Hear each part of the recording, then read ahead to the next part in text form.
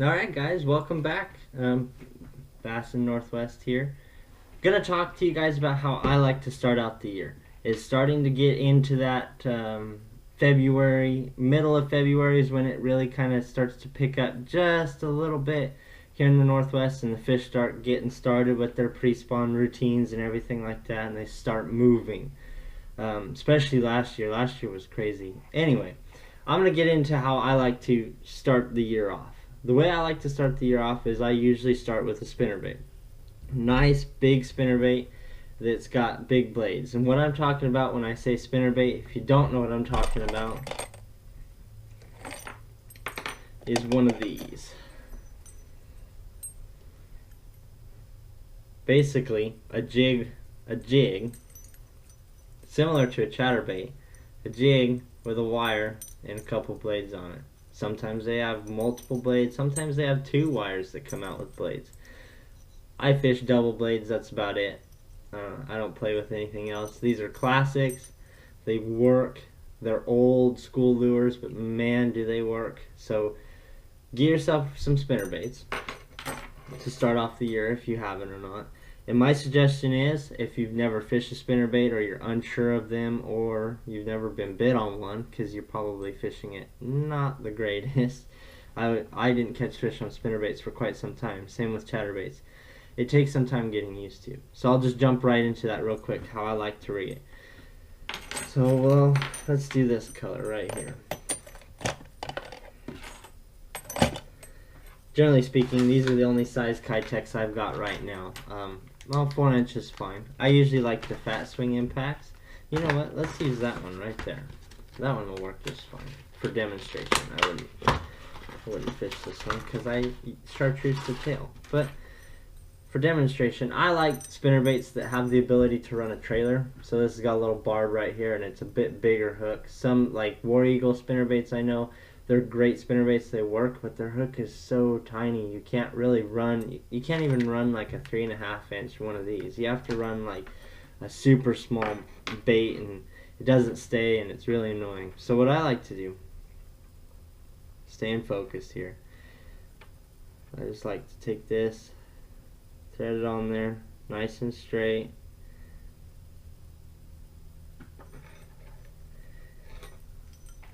And I'll run my spinnerbait just like that. And this is a great one, actually. I caught a lot of fish on bluegill pattern swim baits last year. Just something different. But if you need a place to start, a great place to start. Great place to start. Something kind of like this. Chartreuse and white. If your water is pretty dirty, this is a great start. Put a nice dark trailer on the back, so something like bluegill flash or something like this, even electric blue chartreuse. It clashes, but it doesn't. It works. Trust me. That's a dang good color. I throw that one almost exclusively most of the time. It's a dang good color. But electric blue chartreuse swim baits. A good double willow spinnerbait will get you started. Vary your blade colors. A gold blade, doesn't matter which one, but if you got bluegills, a gold blade is a good start. Dirty water, clean water, doesn't really matter. If they eat bluegills, gold blade. If they eat shad, silver blades. How I like to fish this, we'll just jump right into that, and then we'll get into the rod reel and stuff like that. Big blades, lot of water movement, so you can slow down and really get, because they are lethargic. The fish don't want to really chase, but if you're nice and slow, and you're real nice and slow, and you're just ticking through the grass, or dead grass I should say, and kind of just reeling it along, and they're just nice solid thump, you'll get bit. And as soon as they start to pull up, they don't want this in their area. This is another fish trying to get in the way of what they're doing. So they'll hit it, and they'll hit it hard too. I mean, I got a really good spinnerbait bite. I'll try and do pictures of some of my early spinnerbait fish. I think it was the end of February when I caught these fish. That was a dang good bite. That was a good day. So, nice and slow. When you're reeling it, similar to a chatterbait, you reel it and just kind of pop it. and real nice and slow, and then you can twitch and let it drop and then twitch, but everything's gonna be slow because everything that's in the water is moving slow. So just be kind of gentle and play with your retrieves, and if they're closer to the bottom, get your bait closer to the bottom. If they're kind of suspended, move your bait accordingly. Another thing, what was I gonna say? Oh wait, right, half ounce. I love half ounce spinner baits. They're my favorite. 3/8 ounce spinner baits. If you put big blades on 3/8 ounce, they tend to rise, and that's not what you want. You want a bait that you're kind of fighting to get down, especially early in the year. You want it to get down. The fish are down low. It's warmer down there. So I throw half ounce almost exclusively year round because I usually fish spinner baits a lot lower than most people. But if you're having troubles with it staying low, and you can't keep it up out of the grass and it's hard to fish, then jump to a 3/8 ounce. Good brands, Pepper's Customs is a great place to start.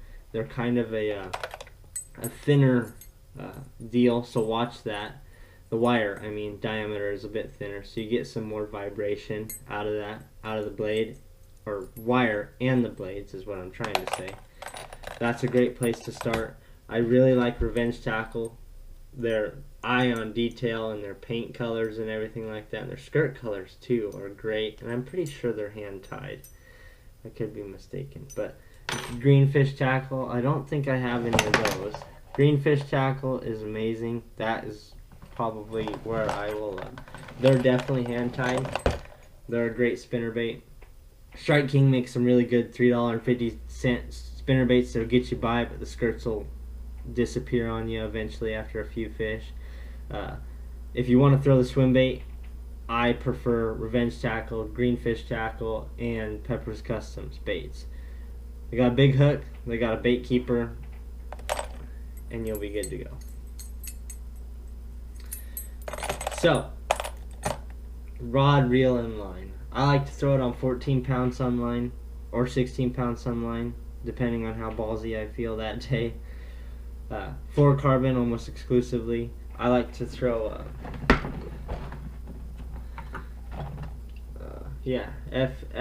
FC Sniper for my sunline fluorocarbon, and I bounce back and forth. I'll fish sunline for half the year or a year, and then I'll jump back to some Seaguar. Little pro tip on these: don't use the KVD line and lure stuff. For some reason, for me and in my experience, it soaks it up and makes the line brittle, and I start breaking lures off on the cast, and it's breaking in my spool. And if you're having that problem, quit spraying that stuff on your line, get a new spool, problem solved.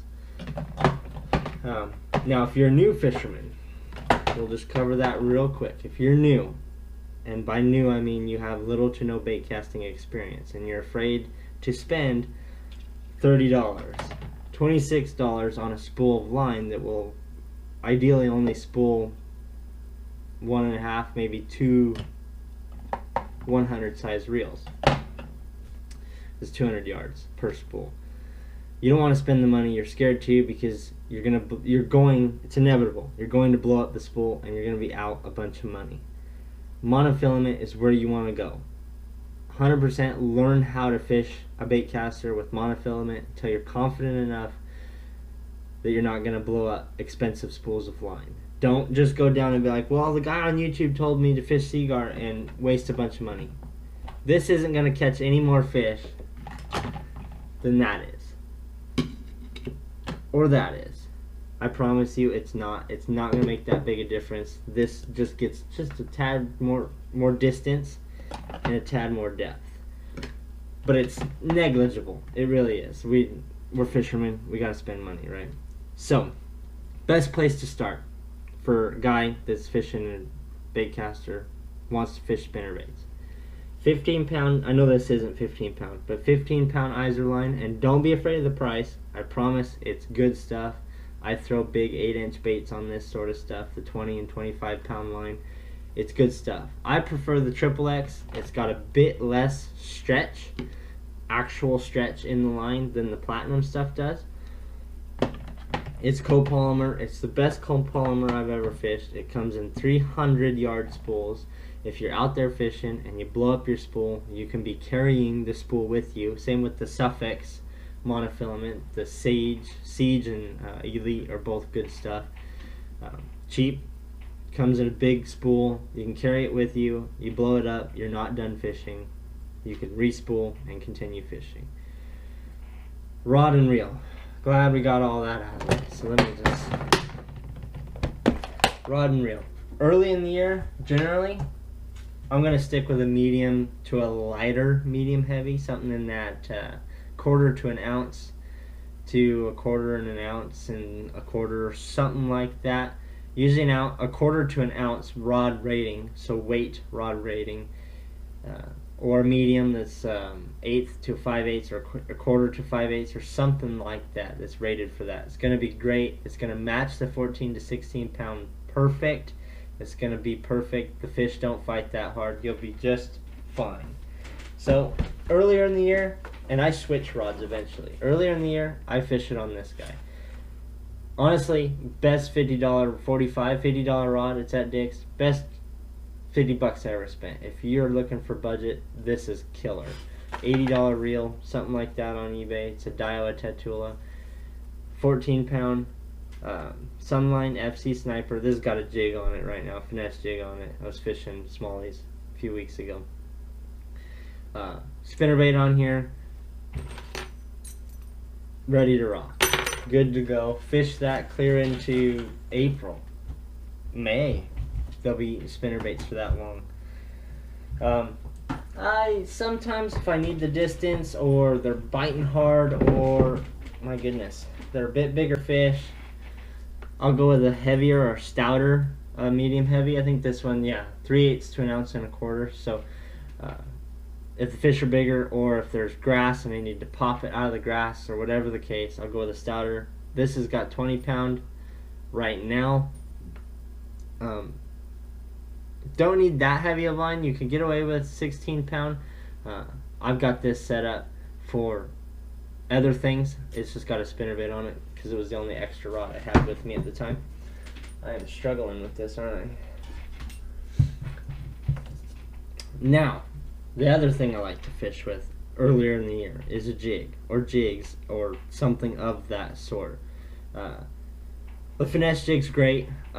As you can see, black and blue. When I go jigs, black and blue is the color that I usually choose because most of the places I fish are going to have stained to dirty water, less than 2.5, less than 3 foot, sometimes less than a foot, less than 6 inches at times. It gets real dirty. So I use dark colors for my jigs. Or you can use bright colors, whichever you prefer. Trailers matter with jigs this time of year. That's a big one. Trial and error. Everybody will tell you on YouTube that a trailer that doesn't kick a lot is what you want this time of year. Sometimes that's not true. I've come to find out that lures like this in February,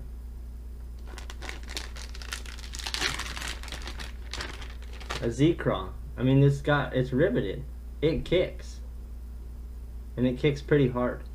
Catch them on that in February.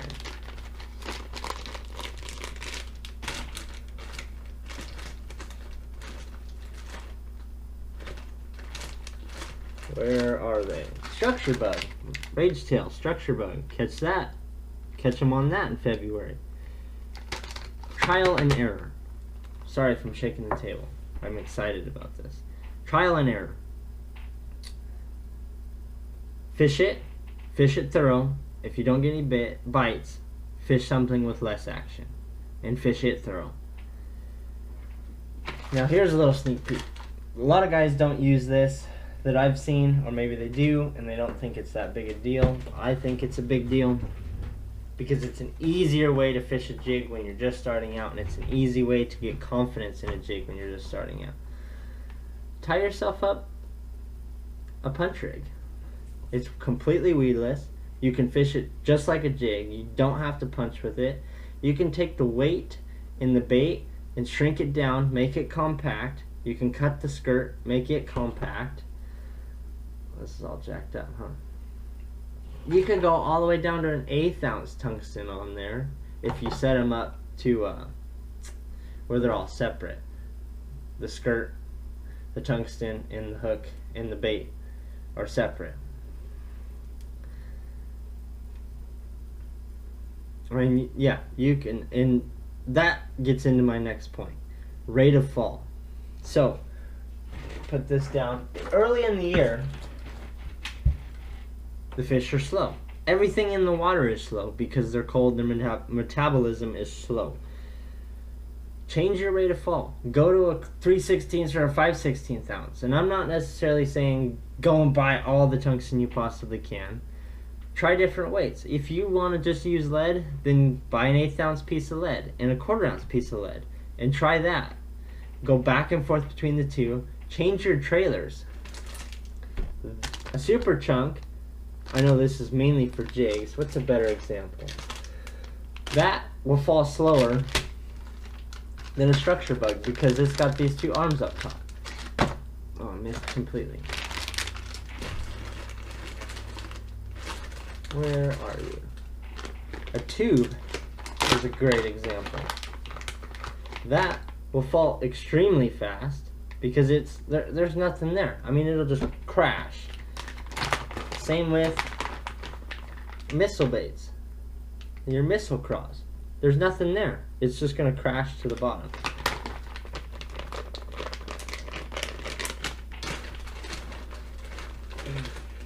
Your beaver type baits. This is a man bear pig. Where did it go? I had one laying out here. It went somewhere. Oh, I don't know where it went. The more appendages the slower it's going to fall, and the less weight it has, or the less weight you put on there too is going to slow it down even more. Rate of fall matters, and how bulky you make the bait. You can make it all the appendages and great big bulky and go for that great big bite, or you could slim it up and just get bit. One of the two. And that I covered the action part of things. So change. Just trial and error. Trust me, it's worth the effort. You'll figure it out in your area, and you'll be much happier because now you're catching fish with your thought process, and now it's rewarding instead of just looking at a video and doing exactly what somebody else does. I'm just giving you a place to start. So on to the next. Rod, reel, and line. With this jig setup, I'm going to throw it in heavy stuff. It's a medium heavy. It's a 1/4 to an ounce. It's a rod for everything. It's a good rod for punching. It's a good rod for snail knot and heavy braid. This has got 50-pound braid on it. Your finesse jigs and everything that weighs less than 3/8 ounce, I would throw on a lighter medium heavy. Or an ounce, a 1/4 to an ounce is great. Or one that's got a fast tip instead of extra fast, or somewhere around there. And then you can throw that on 14 and 16 pound all day long with a finesse jig. If it weighs less than 3/8 ounce, it'll be great. You'll catch lots of fish and you'll be really happy. This time of year is all about effort. Spend some time out there, find the fish, think about what the fish are doing, remember that the fish are working on making a transition, and learn when that transition is. That's why it's important to fish this time of year, and fish more often than not, is that you learn when the fish make their moves and your location-specific area progressions, how the fish make their changes, and when they make the changes, what set them off, when did the light switch go on that they moved to the bank, or moved up onto the ledge, or just off of the cove, or however you want to think of it. Thanks for watching, you guys. I'm sorry it was a long-winded video. Be sure to check out my Instagram. I think I'm around over 600 followers, and I really appreciate that. Check out all my other videos. Check out my chatterbait video. I've filmed that earlier in the year, last year, when chatterbaits were really rocking. Loved the video and just wanted something to upload, so there you go. Check out all my other fishing videos. I'm going to try and carry some more momentum this year. I'll insert a picture at the end of this of what I'm most excited about that's changed for me this year. Hope you guys enjoyed. Hope you guys learned something. If you got more questions, throw them down in the comments, and I'll either comment back or I'll make another video. Thanks for watching, guys. Decent smallmouth. Oh my goodness, this might actually be... Oh, yeah, buddy, look at that tank.